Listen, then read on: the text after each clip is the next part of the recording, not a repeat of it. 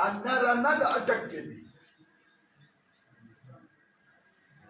हिंदुस्थानातल्या लोकतंत्रात लोकशाहीत गेल्या 75 वर्षात ज्यांनी पोलीस स्टेशनला मी घोटाळ्यांचे 27 ते बेजीत पुरावे घेऊन मला कोल्हापूर कागड पोलीस स्टेशन मध्ये तक्रार दाखल करायची आहे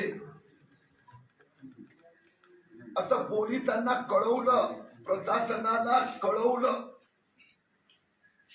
तर तक्रारदारांना तक्रार करताना रोखण्यात आलं. एवढंच नव्हे, कोल्हापूर जिल्हा प्रवेश बंदी, तक्रारदारांना तक्रार करताना रोखण्याचं हा इतिहास उद्धव ठाकरेच करू शकतात. फक्त एवढंच नव्हे, मला गृहमंत्री दिलीप वळसे पाटील साहेबांना विचारायचं आहे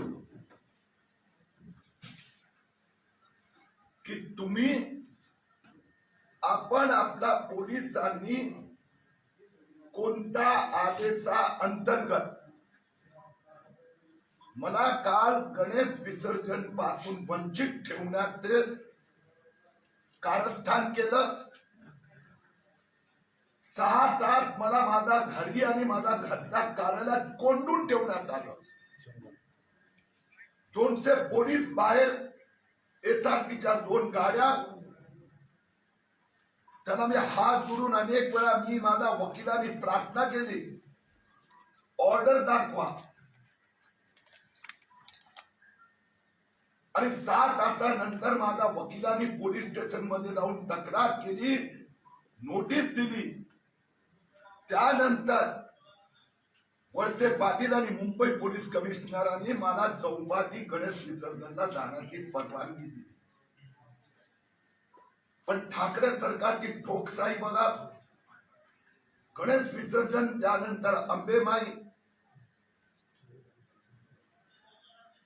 छत्रपती शिवाजी महाराज टर्मिनसच्या बाहेर पोलिसांनी मोठी कॉर्डन केली, माझी धक्काबुक्की केली. मला ट्रेन मिळणार नाही यासाठी मला स्टेशनच्या बाहेरच अडवलं अर्धा तास. आणि त्यानंतर मी ज्यावेळी त्यांना विचारलं की तुम्ही कोणत्या नियमाअंतर्गत मला थांबवतात, कोणत्या अधिकाराअंतर्गत, त्यांनी मला कोल्हापूर जिल्हाधिकाऱ्यांनी मला मुंबईचा बाहेर निघण्यावर प्रतिबंध केला असा आदेश उद्धव ठाकरेंचा पोलिसांनी मला दाखवला. मी पोलीस अधिकाऱ्यांना विचारलं, अरे आदेशाची कॉपी द्या. त्यांनी वाचून दाखवलं. त्या आदेशात लिहिलं होतं की कोल्हापूर जिल्हाधिकाऱ्यांनी आदेश दिला आहे की किरीट तोमय्याला मुंबईच्या बाहेर जाऊ देण्यात येऊ नये. त्यावेळी आम्ही आर्ग्युमेंट केली आणि सांगितलं की तुम्हाला असं थांबवता येत नाही आम्हाला. त्यावेळेला त्या ऑर्डरला चॅलेंज केलं तर ते पोलीस ऑफिसर पळून गेले. माझी मागणी आहे दिलीप वळसे पाटीलकडे, ज्या पोलीस अधिकाऱ्यांनी जो गैरकायदेशीर फोर्जरी केलेला ऑर्डर दाखवला, कारण की कोल्हापूर जिल्हाधिकारीचा ऑर्डर कराडला माझ्या हातात पोलिसांनी दिला. या ऑर्डर मध्ये तुम्हाला मुंबईतून बाहेर पडता येणार नाही, किरीट सोमय्याला मुंबईत कोंडून ठेवा, किरीट सोमय्याला मुलुंडच्या घराचा बाहेर पडू देऊ नका, असं कुठेच नाही. उद्धव ठाकरे साहेब मुख्यमंत्री आणि गृहमंत्री याची जबाबदारी स्वीकारणार का? की ठाकरे सरकारचे पोलीस फोर्जरी करतात, खोटा ऑर्डर दाखवतात आणि आमच्या व्यक्तिगत स्वातंत्र्यावर गदा आणतात. आम्हाला आमच्या भावना नाहीयेत. आम्ही हिंदू धर्मात मानतोय म्हणून आम्ही गुन्हा केलाय.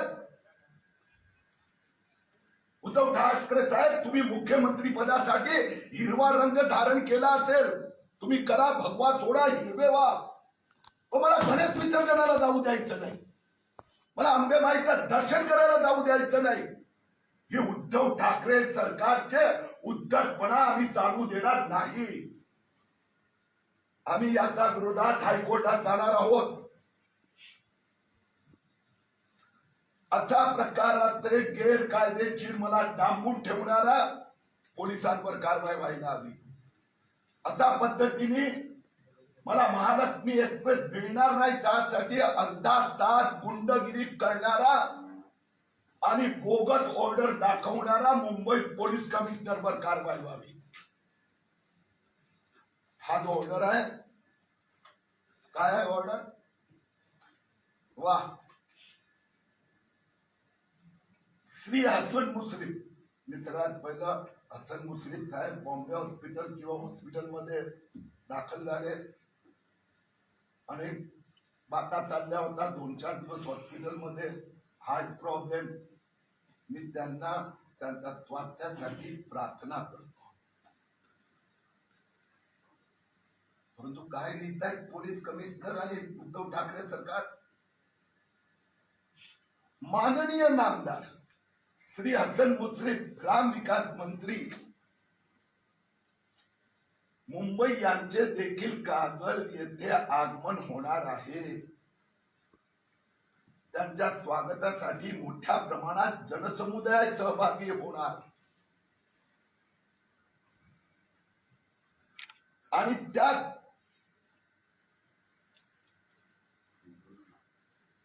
किरीट सोमय्या यांच्या दौऱ्याच्या वेळी गनिमी काव्याने धोका निर्माण करण्याची रास्त व संयुक्तिक धारणा निर्माण झाली आहे.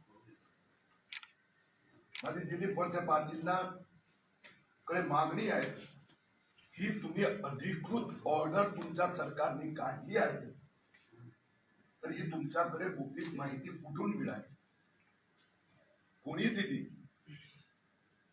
ठाकरे सरकारने ते माझ्याकडे जे संरक्षण होतं ते काढून घेतलं होतं. आता नरेंद्र मोदीजींनी जे केंद्र सरकारचे स्पेशल फोर्स हेड कॅटेगरी संरक्षण दिलं, तर त्याच्याची पण तुम्ही गद्दारी करतात. हे 19 तारखेला सकाळी पहाटे जर ऑर्डर निघाला तर तुमच्याकडे ही जी माहिती आली आहे, गनिमी काव्याने किरीट सोमय्यावर हल्ला होऊ शकतो, त्यांच्या जीवाला जोखीम आहे, ही माहिती why you did not share with the concerned security agency? म्हणजे उद्धव ठाकरेची इच्छा आहे की किरीट सोमय्यावर हल्ला व्हावा. गृहमंत्री दिलीप वळसे पाटील, याची तुम्हाला जबाबदारी स्वीकारावी लागणार. आणि माझ्यावर हल्ला, प्राणघातक हल्ला कोण करणार? हसन मुश्रीफ यांच्या स्वागतासाठी कोण येणार होतं? एनसीपीचे कार्यकर्ते की भाई लोक? एनसीपीचे कार्यकर्ते येणार होते की माफिया येणार होते? एनसीपीचे कार्यकर्ते येणार होते की हसन मुश्रीफचे गुंड येणार होते? किंवा एनसीपीचे कार्यकर्ते गुंड आहेत?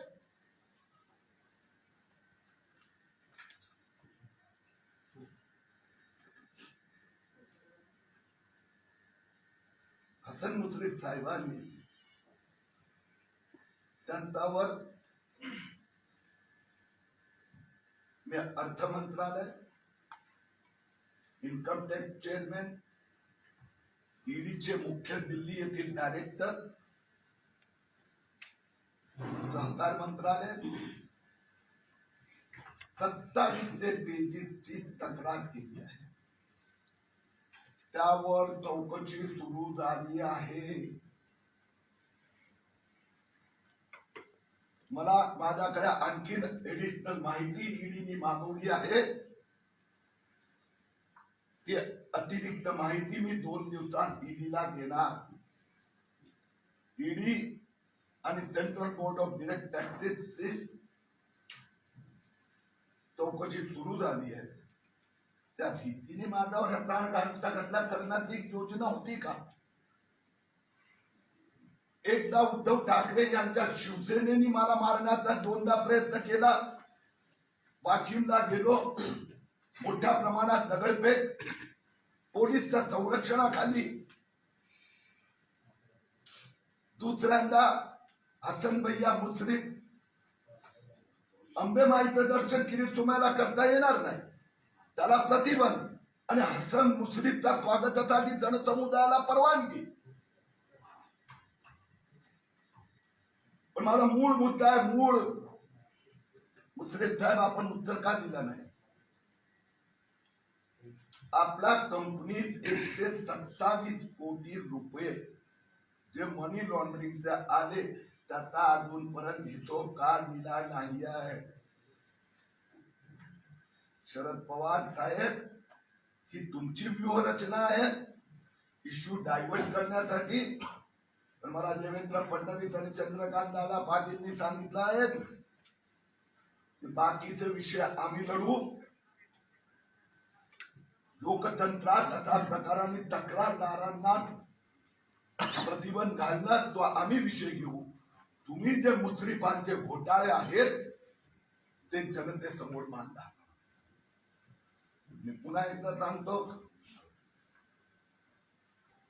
जे सरसेनापती घोरपडे साखर कारखान्यामध्ये 100 कोटी शेअर कॅपिटल पैकी 98% म्हणजे 98 कोटी रुपये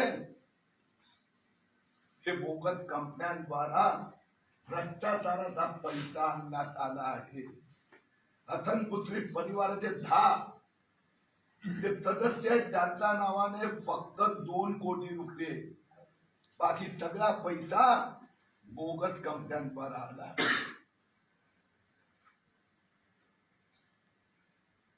मला आज हसन मुश्रीफ साहेबांना आणखीन एक प्रश्न विचारायचा आहे. आपला आणि आप्पासाहेब नलावडे गडहिंग्लज सहकारी साखर कारखान्याचा संबंध काय? हसन मुश्रीफ यांचा दुसरा घोटाळा. हसन मुश्रीफ आणि परिवाराने आप्पासाहेब नलावडे गडहिंग्लज सहकारी साखर कारखाना मध्ये 100 कोटी रुपयेचा घोटाळा केला आहे. याच्यात पण तशाच पद्धतीने कलकत्ताच्या शेल कंपन्यांद्वारा ज्या कंपन्या स्ट्राईकऑफ झाल्या आहेत, म्हणजे अनेक वर्षापूर्वी बंद झाल्या आहेत, त्याचे बोगस फोर्जरी अकाउंट उघडायचे आणि त्या बँक अकाउंट मध्ये मुश्रीफांचा एजंटनी कॅश टाकायची, 2 लेअर बनवून आपल्याकडे पैसा घेतला आहे. असे 100 कोटी रुपयांचे ट्रान्झॅक्शन आणि या गडहिंग्लज सरकारी कारखान्याचे कागदपत्र मी उद्या मुंबई ईडीकडे सुपूर्द करणार आहे. ईडी आणि इन्कम टॅक्स विभागाकडे. मी आपल्याला त्यातले काय उदाहरण देतो. 2020 मध्ये 2020 मागच्या वर्षी कोणत्याही प्रकारात ट्रान्सपरंट बिडिंग न होता हा कारखाना ब्रिक्स इंडिया प्रायव्हेट लिमिटेड कंपनीला देण्यात आला. ब्रिक्स इंडिया लिमिटेडला साखर कारखाना चालवायचा कोणताही अनुभव नाही, परंतु हे ब्रिक्स इंडिया कंपनीला का कारखाना दिला गेला शरद पवारांना जास्त माहित आहे. कारण की मतीन हासिम मंगोली हसन मुश्रीफ यांचे जावई, ते या ब्रिक्स इंडियाचे बेनामी मालक आहे. गमतीची गोष्ट अशी आहे, या ब्रिक्स इंडियामध्ये 7185 शेअर SU कॉर्पोरेशन प्रायव्हेट लिमिटेडचे आहेत.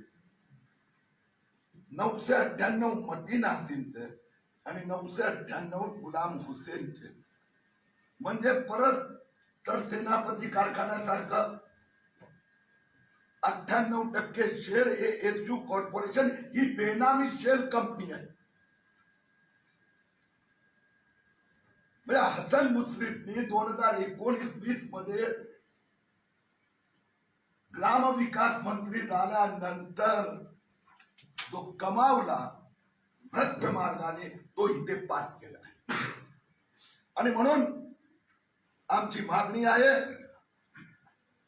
की या घोटाळ्याची पण चौकशी व्हायला हवी. पुन्हा एकदा पुढच्या आठवड्यात आपण परत भेटणार.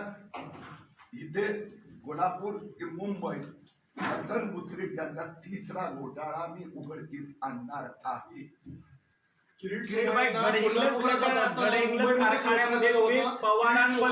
पवारांबद्दल आरोप केलाय. गडहिंग्लज कारखान्याबद्दल काय रिलेशन आहे त्याच्यामध्ये? गडहिंग्लज कारखान्यात मी आपल्याला दाखवलं. हे कोल्हापूर जिल्हा सहकारी बँक यांनी हे लिलावाची प्रक्रिया दाखवण्याचा प्रयत्न केला आणि सहकार मंत्रालयाच्या सचिवांनी अपारदर्शकरित्या हा ब्रिक्स इंडिया म्हणजे हसन मुश्रीफला दिला. आपल्याला माहित आहे महाराष्ट्र राज्य सहकारी बँक म्हणजे आता पवार साहेब आणि हसन मुश्रीफना कळू द्या. महाराष्ट्र राज्य सहकारी बँकेचा संबंधी उच्च न्यायालयाने आदेश दिला आहे. सगळ्या त्या बँकेचा कारोबाराची, साखर कारखाना घोटाळेबाजाची, ऑक्शनवाल्या यांची पूर्ण तपास करण्याचा आदेश दिला आहे. सेनापती घोरपडे कारखाना आणि या कारखान्यामध्ये 50 कोटी रुपयाचे व्यवहार झालेले आहेत. आलं लक्षात? नाही, शरद पवारांचा काय संबंध? तुम्ही नाव घेतलं तर त्यांची काही एनरोलमेंट आहे का त्याच्यामध्ये, किंवा थेट नाव आहे त्यांच्याशी संबंधित कोणी व्यक्ती? तुम्ही असं म्हणालात की शरद पवारांना ते माहिती आहे. हे सरकार कोण चालवतं? नाही, कागदामध्ये स्ट्रेट अवे पुरावा म्हणून आम्ही म्हणतोय की तुम्ही त्यांचं नाव घेतलं तर तसं काही थेट नाव एनरोल आहे का त्यांचं, त्यांच्या संबंधित कुणाचं? सरकार कोण चालवतं? पवार आणि ठाकरे. गृहमंत्री कोण आहेत? एनसीपीचे. मग किरीट तुम्हाला कोंडून का ठेवलं? मी माझं उत्तर देतोय, तुमचा प्रश्न झाला, माझा उत्तर आहे. तुमच्या पुढचा प्रश्न देत आहे. आता तुम्ही जो आरोप केला कारखान्याच्या संदर्भामध्ये, तो घोटाळा आता ठाकरे सरकार जे आहे ते 2020 मध्ये सत्तेमध्ये आला आणि हा घोटाळा नेमका किती सालचा? मी आपल्याला सांगितलं परत एकदा सांगतो, 2020 मध्ये हा कारखाना ब्रिक्स इंडिया, ब्रिक्स तुम्ही कंपनीचं नाव घेतलं, त्या कंपनीला देण्यात आला आणि ब्रिक्स इंडिया प्रायव्हेट लिमिटेडचा 2020 मध्ये सहकार मंत्रालयाने दिला. ओके, त्याच्यामध्ये घोटाळ्याचे मी तुम्हाला 4 मुद्दे सांगितलेले आहेत. त्याच्यामध्ये मोडस काय नेमका दिसतोय तुम्हाला? कशा लिलाव झाला नाही किंवा इतर कोणी काय नाव नेमकं घेतलं झालं नाही, ते त्याच्यात काय घोटाळा झाला कारखान्यात? नेमकं कशा पद्धतीने होतं? मला आता दुसरा प्रश्न विचारू आता द्या. त्याला जोडून नंतर विचारा. नंबर परत घेऊ ना. हसन मुश्रीफांचं याच्यात ब्रिक्स इंडिया लिमिटेड ही बेनामी कंपनी आहे, फ्रंट कंपनी आहे. ब्रिक्स इंडिया लिमिटेड मध्ये 98% शेअर कॅपिटल हे कलकत्ताच्या सेल कंपन्यांमधून आलेले आहे. त्यात 2च पारदर्शक शेअरधारक आहेत, 1% ते हसन मुश्रीफचं दावे आहे. ब्रिक्स इंडिया लिमिटेड त्याचे आणि संत सेनापती जे आपला सरसेनापती कारखान्यामध्ये 50 कोटीच्या आर्थिक उलाढाल झालेली आहे. या कंपनीत जे पैसे आले आहेत ते अपारदर्शक आहे. याची जी कोल्हापूर जिल्हा बँकेने लिलाव केला, किती बिडर आले, किती टेंडर आले, कशा पद्धतीने दिला गेला, तर टोटल ब्लँक आहे. ब्लँक म्हणजे आपण म्हणतो ना पुरं पान आहे. म्हणून या घोटाळ्याची चौकशी. आपण हे आशा करत असताना ठाकरे सरकार आणि पवारांना एक एक प्रश्न, एक एक नंतर दुसरा. त्यांच्या प्रश्नाला जोडूनच आहे की व्यवहार कशाचा झालाय, थोडा अधिक तुम्ही सविस्तर सांगितलं तर बरं. सांगतो. हे जे क्विक इंडिया लिमिटेड जे आहे त्यात एचयू कॉर्पोरेशन सरसेनापती संताजीराव घोरपडे लिमिटेड त्यांनी 30 कोटी हे एक ट्रान्झॅक्शन, बाकीचे माहिती हे तर प्रूफ आहे माझ्याकडे. त्यानंतर मरुभूमी फायनान्स, त्यानंतर सीआरएम कंपनी ही शेल कंपनी म्हणून केवळ सरकारने घोषित केलेली आहे. त्यांचा ऑडिटर जयेश दुधेडिया अशा प्रकारचा अपारदर्शक इन्व्हेस्टमेंट आलेली आहे. 2020 मध्ये सिंगल व्हीलर ब्रिज इंडियाला काही दमडीचा अनुभव नाही साखर कारखान्याचा, आणि म्हणून याची चौकशी करण्याची मागणी. सर, तुम्ही म्हटलात की कोलकात्याच्या शेल कंपन्यांमधून या ठिकाणी पैसे बिडिंग मध्ये अनियमितता होती, त्यात तुम्ही पवारांचं देखील नाव घेतलं. पवारांचं आणि याचं नेमकं कनेक्शन काय आहे, किंवा पवारांच्या कुटुंबातील कोणाच्या मध्ये स्टेक आहेत का, जर असतील तर कुणाचे, जरा सविस्तर सांगा. मी त्याचं व्यवस्थित उत्तर दिलं. हे सरकार ठाकरे आणि पवार चालवतात. हा कारखाना यांना द्या, एकच बिडर, नॉन ट्रान्सफरन्स बिडिंग. आणि दुसरी गोष्ट, मला कोलकर कोल्हापूरला जाण्यावर बंदी का? आदेश फोर्स करतायत. ठीक आहे, उद्धव ठाकरे आणि दिलीप वळसे पाटील मध्ये एकच्यामध्ये हिंमत आहे का? विदाऊट पवार मार्गदर्शन होऊच शकत नाही.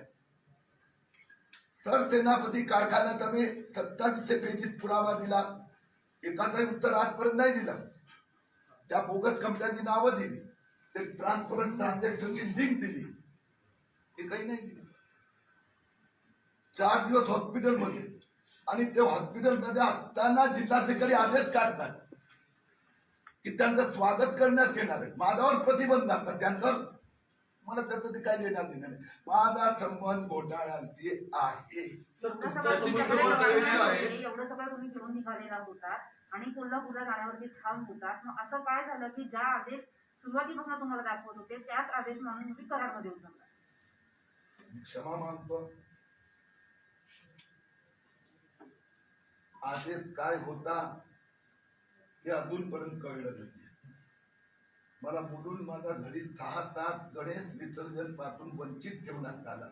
कोणत्या आदेशाअंतर्गत अजूनपर्यंत मला मुंबई पोलीस कमिशनर मुलुंड पोलीसने मला त्यांनी कॉपी दिली या आदेशाची. या आदेशात लिहिलं आहे आपल्याला कोल्हापूरमध्ये प्रवेश बंदी, घरबंदी. मला मुलुंड पोलीसने सांगितलं घरबंदी आहे तुमच्यावर. मला हा आदेश तुम्हाला महालक्ष्मी एक्सप्रेस निघत होतो, ठरवून प्लान केला आणि बाहेर मोठी कोर्डन करून मला आतच जाऊ दिलं नाही. आणि मला आदेश काय दाखवला? आदेश हे दाखवला की पूर्ण वाचा तुम्ही, हा नवीन आदेश आहे. आणि त्या नवीन आदेशात असं लिहिलं होतं, मला वाचून दाखवलं की कोल्हापूर डिस्ट्रिक्ट मॅजिस्ट्रेटने आपल्याला मुंबईच्या बाहेर जाऊ देता येणार नाही असे आदेश दिले. हे आदेश कुठे आहे? सर, मुश्रीफ पवार तुम्ही जे आरोप केले, तुम्ही माझा उत्तर द्या. तिसरी गोष्ट, हे यांनी काय लिहिलं? मी नाही लिहिलं. एनसीपीचा जमावडा येणार आहे, आमच्याकडे माहिती आहे, तुमच्या जीवावर हल्ला होऊ शकतो. मग तुम्ही बाकी एजन्सीला का नाही दिलं? With your prime responsibility. When a person is under that category, and as per the law, it is mandatory on state government and law and administration and police to inform each and every any such information they receive, immediately they should be informed. म्हणजे याचा अर्थ काय आहे? माझा दुसरा प्रश्न आहे उद्धव ठाकरेंना. मी गुरुवारी पारनेर साखर कारखान्याची व्हिजिट करणार आहे. पारनेर साखर कारखान्यामध्ये पण असाच प्रकाराचा घोटाळा, अपारदर्शक बिडिंग आहे. पुढच्या सोमवारी किती तारीख आहे बघ जरा 27 तारखेला माननीय उद्धव ठाकरे साहेबांनी रश्मी उद्धव ठाकरेजी यांच्या नावाने अलिबाग कोरलेला जे 19 बंगल्याचा घोटाळा केलाय त्याची पाहणी करण्यासाठी जाणार आहे. 30 तारखेला गुरुवार अजित पवारांनी जो बेनामी कारखाना विकत घेतला जरंडेश्वर कारखाना त्याची पाहणी करायला जाणार. तुम्हाला सगळ्या ठिकाणी थांबवणार आहेत का? पण तुम्ही खरंच जाणार का? तुम्ही खरंच जाणार का? कारण काल तुम्ही म्हटलं की मी काही केल्या कोल्हापूरला जाणार आणि तुम्ही मला विनंती केली पोलिसांनी करायला थांबण्याची आणि तुम्ही थांबला. 1 मिनिट कायचा तो प्रश्नाचं उत्तर अर्धा हा हा मुंबई महालक्ष्मी सीएसटी कडे मी त्यांना लिगल विचारलं आणि म्हणून मुलुंडहून पण पोलीस पळून गेले आणि सीएसटी वरून पण पळून गेले. ठाण्याला कल्याणला सगळ्या ठिकाणी पोलिसांनी येऊन मला विनंती केली, आग्रह केला. ठाण्याला तर सांगितलं खाली उतरा, मी त्यांना सांगितलं आदेश दाखवा. शेवटी कराडच्या आधी सातारा पोलीस स्टेशनला कोल्हापूर जिल्ह्याचे सिनियर पोलीस अधिकारी आले, डब्यात बसले. मला सांगितलं त्यांनी की अशा प्रकारचं हे आहे आणि म्हणून आपण आपल्याला कोल्हापूरमध्ये प्रवेश देणार नाही, म्हणून आपण कराडला उतरावं अशी त्यांनी मला विनंती केली. आपण जे 1 मिनिट ऐकायचा पूर्ण प्रश्नाचं उत्तर. मी त्यांना सांगितलं तुम्ही मला आदेश दाखवा. कराड रेल्वे स्टेशनला गाडी थांबल्यानंतर त्यांनी मला हा आदेश दिला, माझी सही घेतली आणि त्यांनी मला सांगितलं आपल्याला कराडला उतरावं लागणार. ते म्हणाले मी म्हणालो विनंती नाही, मी जातो कोल्हापूरला, बॉर्डरवर थांबवा मला. मग त्यांनी सांगितलं आम्ही इथे सगळी व्यवस्था केली आहे, आपण इथे उतरावं. माझं भांडण या पोलीसची नव्हतं, कारण की त्यांनी मला आदेश दिला आणि त्यात कोल्हापूर माझं त्या 2 पोलीस स्टेशनचे भांडण हे होतं, कारण की त्यांनी गैरकायदेशीर कारवाई केली. म्हणून कोल्हापूर जिल्ह्यावर प्रतिबंध. Either you get down at Karad or there R only 2 alternative. पोलिसांनी सांगितलं की इथे व्यवस्था अधिक आहे, तर मी कायदा व्यवस्थेचं पालन करायला तयारच होतो. मी मुंबईत पण तयार होतो, पण त्यांनी फोर्स ऑर्डर दाखवला आणि तो माझ्या हातात नाही दिला. तुमचं भांडण मुंबई पोलिसांशी आहे. मुंबई पोलिसांनी तुम्हाला बेकायदेशीर थांबवण्याचा प्रयत्न केला. मुंबई पोलीस आयुक्तांविरोधात तुम्ही कारवाईसाठी काय मागणी करणार आहात? कारण की राज्यामध्ये महाविकास आघाडीचं सरकार आहे, तर मुंबई पोलीस आयुक्तांविरोधात तक्रार करण्यासाठी किंवा कारवाई करण्यासाठी किरीट सोमय्यांची पुढची भूमिका काय असणार आहे? त्याला जोडून एक प्रश्न आपण आता सांगितलं की या नोटिसीवरती त्याला जोडून एक प्रश्न, मुंबईमध्ये हीच नोटीस दाखवण्यात आली आणि आता ही नोटीस मुंबई पोलीस आयुक्तांमध्ये मुंबईमध्ये जी नोटीस दाखवण्यात आली ती हीच होती, कराडमध्ये जी पोलिसांनी नोटीस वाचून दाखवली ती हीच होती. जर मग मुंबई पोलिसांनी तुम्हाला तिथंच ही नोटीस वाचून मी एवढं सगळं बोललो की त्या नोटिसमध्ये काय लिहिलं होते सगळं बोलून आयुक्तांच्या विरोधात तक्रार करणार आहे का? चंद्रकांत पाटील काल असं म्हणाले की तुम्ही लिगल रिपोर्ट घेणार या सगळ्या प्रकरणामध्ये, तर आयुक्तांच्या अनुषंगाने तुम्ही लिगल त्याला जोडून दे त्याचा काही ते बरोबर आहे.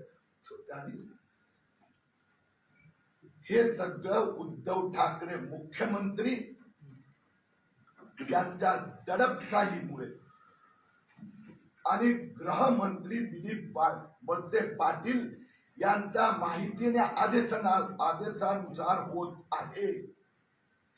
आमची चॅलेंज त्यांना आहे.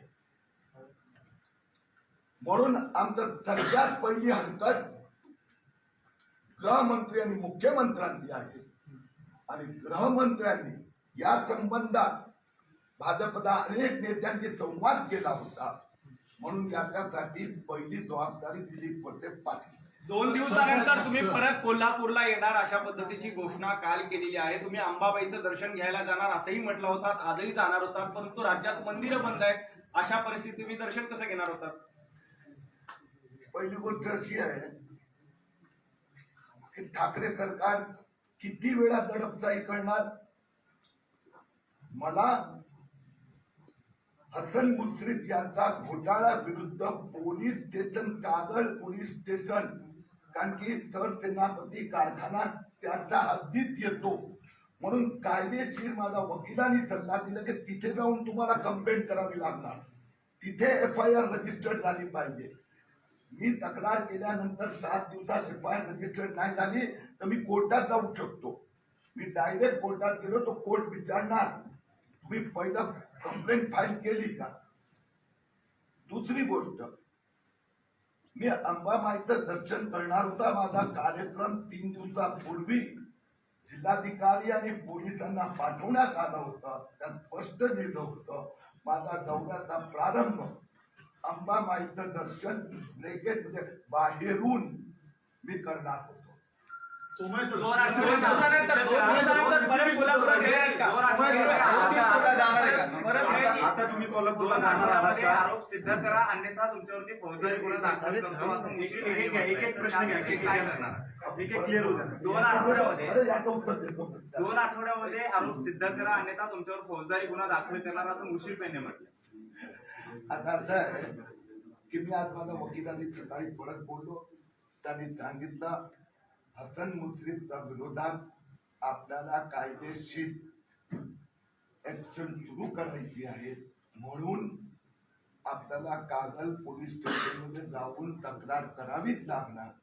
मी पुन्हा एकदा जिल्हा प्रशासन आणि पोलीस ऍडमिनिस्ट्रेशन दोघांना परत एकदा त्यांना विनंती करणार किंवा माझा दौरा कळवणार. आणि जेव्हा त्यांना वाटणार की माझा जीवाला NCBचा भाई लोकांकडून धोका आहे, त्याची माहिती ते झेड कॅटेगरीचे किरीट सोमय्याचा हत्या संबंधित काही कांड रचण्यात आलं असेल ते माहिती सिक्युरिटी एजन्सीजना देणार आणि मग ज्यावेळी सिक्युरिटी क्लिअरन्स मिळणार आणि त्याला काय फार दिवस मी थांबणार नाही, लवकरात लवकर मी कोल्हापूर कागल पोलीस स्टेशनला तक्रार करायला येणार. जे डिफेमेशन मानहानीचा आतापर्यंतचा प्रकारच्या 6 नोटीस धमक्या मिळाल्या आहेत. प्रताप सरनाईक पासून अनिल परब पासून मुश्रीफ पासून जितेंद्र आव्हाडचे वादे जे कोणी आहेत ते उद्धव ठाकरेंनी त्यांच्या मुलुंड पोलीस स्टेशनवर दादागिरी करून माझा मुलगा नील सोमय्याला पोलिसांनी त्यांच्या एका केसमध्ये नगरसेवक नील सोमय्या साक्षी म्हणून हवा होता, आम्हाला पत्र पाठवलं, फोन करून रिक्वेस्ट केली 10 मिनिटासाठी पाठवा, आमची केस अधिक मजबूत होणार, अधिक आरोपीचा दुसऱ्या आरोपीच्या विरोधात. पोलीस स्टेशनला गेल्यानंतर ठाकरे सरकारचे लोकांनी अफवा फैलवली की नील सोमय्याचा तपास सुरू झालेला आहे. प्रताप सरनाईकनी मुख्यमंत्र्यांना पत्र दिलं आणि प्रेस कॉन्फरन्स घेतली की प्रोफेसर डॉक्टर मेधा सोमय्या यांनी 2001 मध्ये कुठला तरी सोशल प्रोजेक्ट केला होता, तर 20 वर्षानंतर त्यांनी सांगितलं मुख्यमंत्र्यांनी मुंबई इकॉनॉमिक ऑफेन्सिव्हला याचा तपास करण्याचा आदेश दिलाय. म्हणून उद्धव ठाकरेंना ही सवय आहे अशा प्रकारच्या धमक्या देण्याची. आता धमक्यांना मी भीक घालत नाही. सर, तुम्ही कोल्हापूरला जर जाणार नसाल तर तुम्ही घाबरला असं म्हणायचं का? कारण ह्याच सगळ्या गोष्टी कालच्या नोटीस मध्ये पण होत्या आणि आता तुम्ही म्हणताय की मी वकिलांचा सल्ला घेईन, सिक्युरिटीच्या बाबतीत सगळ्या गोष्टी मी पडताळून पाहिजे आणि मग जाईल. मग तुम्ही घाबरला असं नाही का म्हणायचं? 2 दिवसात तुम्ही जाणार म्हटलं होता, कालचंच तुमचं स्टेटमेंट होतं, आज तुम्ही म्हणता की मी सगळा आढावा घेईन. दादा मला असं वाटतं की तुझं चुकीचं ऐकण्यात आलं आहे. बरं, तुम्ही क्लिअर करा. 1 मिनिट, माझा तोंडात तुझा चुकीचा शब्द तुम्ही टाकणार तर मी तिथेच थांबवणार. नाही नाही, तुम्ही सांगा, क्लिअर करा. मी चुकलो असेल तुम्ही क्लिअर करा. हा करेक्ट, तुम्ही चुकला. बरं, मी हे सांगितलं, मी कोल्हापूरला गेलो होतो. पोलिसांनी, आता पूर्ण परत ती रामायण ऐकवायची का? पोलिसांनी सातारा रेल्वे स्टेशनला माझ्या डब्यात आले, 1 तासभर चर्चा केली, कराडला मला नोटीस हातात दिली. म्हणजे मी नाही गेलो तर नाहीये, त्यांनी प्रतिबंधात्मक आदेश अन्वये मला सांगितलं आपल्याला उतरावं लागणार. हा एक भाग झाला. दुसरी गोष्ट मी हे सांगितली या नोटीस मध्ये ठाकरे सरकारने लिहिलाय की एनसीपीचा भाई लोकांकडून किरीट सोमय्यांचा जीवाला धोका आहे, त्यांनी लिहिलाय. तर ह्या धोक्याची त्यांनी माहिती, कारण की नाव सीआयएसएफ इथं राज्य सरकारचं आहे ना, तर सीआयएसएफने यांना विचारलं जीवाला धोका आहे तो काय आहे, त्यांनी माहिती द्यावीच लागणार, कारण की नाही तर परत ते अशीच नोटीस देणार की तुमच्या जीवाला धोका आहे. तिसरी गोष्ट, मला माझा पोलिसांनी सल्ला ह्याच्या संबंधी नाही दिला. पोलिसांनी, माझ्या वकिलांनी सांगितलं तुम्हाला कागदला परत जावंच लागणार आणि कंप्लेंट फाईल करावीच लागणार आणि ते मी करणार. त्यासाठी मी परत उद्या कोल्हापूर प्रशासनाला देणार, कारण की त्यांनी असं लिहिलंय काही दिवसानंतर आम्ही तुम्हाला परमिशन देऊ. म्हणून परत पत्रिका, परत त्यांनी प्रतिबंध असं स्पेसिफिक उत्तर द्या की तुम्हाला पोलीस रोखतायत, मात्र तुम्ही या पोलिसांविरोधात किंवा पोलीस आयुक्तांविरोधात तुम्ही कायदेशीर लढाई कशी लढणार आहात? म्हणजे तुम्ही हायकोर्टात मुंबई आयुक्तांना मी चॅलेंज महाराष्ट्र सरकार उद्धव ठाकरे आणि दिलीप वळसे पाटीलच्या विरोधात लढाई लढणार. आणि दुसरा प्रश्न, तुम्ही अनेक पुरावे मांडताय, तुम्ही यावरती ठाकरे सरकारचा दबाव मानताय, पवारांचा दबाव मानताय, मात्र या सगळ्या कागदपत्रांमध्ये तुम्ही हजारो कागदपत्र देतात, यामध्ये ठाकरे किंवा पवार या कुटुंबाचा कुठं लिंक आहेत का किंवा तसा काही संबंध तुम्हाला आढळतोय का?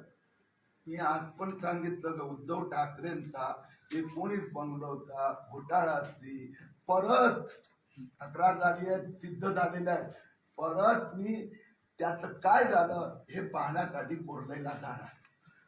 मी आपल्यालाच सांगितलं की 30 तारखेला मी अजित पवार असता जरंगेश्वर कारखाना बघायला जाणार. तुमच्यावर एक विरोधक आरोप करतात सर, तर तुम्ही नारायण राणे ज्यावेळेस काँग्रेसमध्ये होते त्यावेळेस त्यांच्यावर सीआरझेड व्हायोलेशनचा आणि कोट्यवधी रुपयांच्या अपसंपत्तीचा आरोप केला होता. ते भाजपमध्ये आल्यानंतर तुम्ही अचानक शांत झाले, त्याचा फॉलोअप बंद झाला, त्याचं पुढे काय झालं ते सांगितलं जात नाही. मग या प्रेशर टॅक्टिक्स आहेत का किंवा काही इश्यूज पॉलिटिसाइज करायसाठी तुम्हाला भाजपच्या शीर्षस्थ नेत्यांकडून पुढे केलं जातं का?